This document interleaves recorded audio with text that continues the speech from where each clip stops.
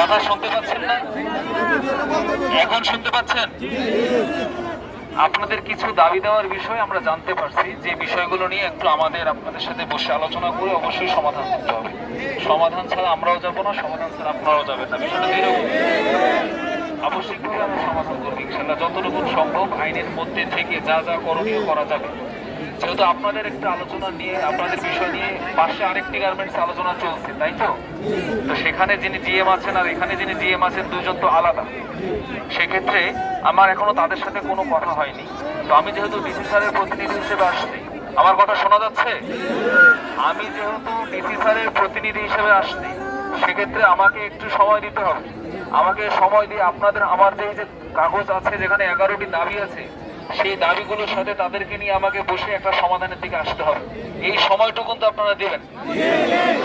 সেই ক্ষেত্রে আমরা আপনাদের সমাধান না পূর্বক এখান থেকে যাচ্ছি না, এটা আপনারা নিশ্চিত থাকেন।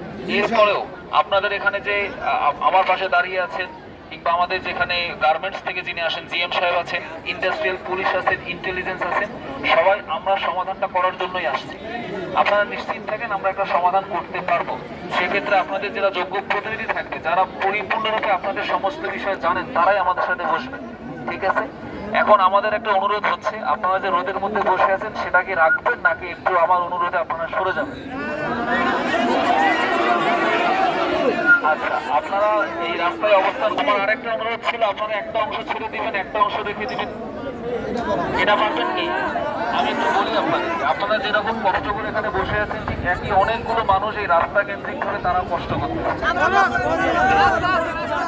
শুনে আমি আমরা এরকম বিষয়গুলো আপনাদের জন্য, এর বাইরে তো না। আপনারা প্রয়োজনে ডিসি অফিসে ঘেরাও করতে পারেন কিনা? অবশ্যই বিভিন্ন দাবি দাওয়া নিয়ে ওখানেও আপনারা আসেন। তো আমার একটা অনুরোধ হচ্ছে, তাহলে আপনারা একটা অংশ ছেড়ে দিতে পারেন।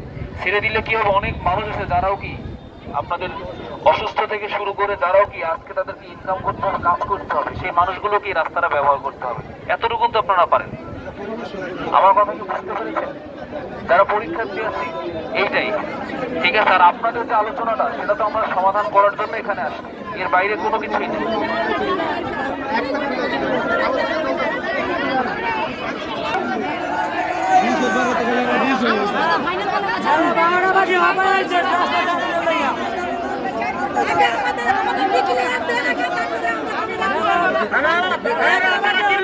আপনাদের কথা বলতেছি।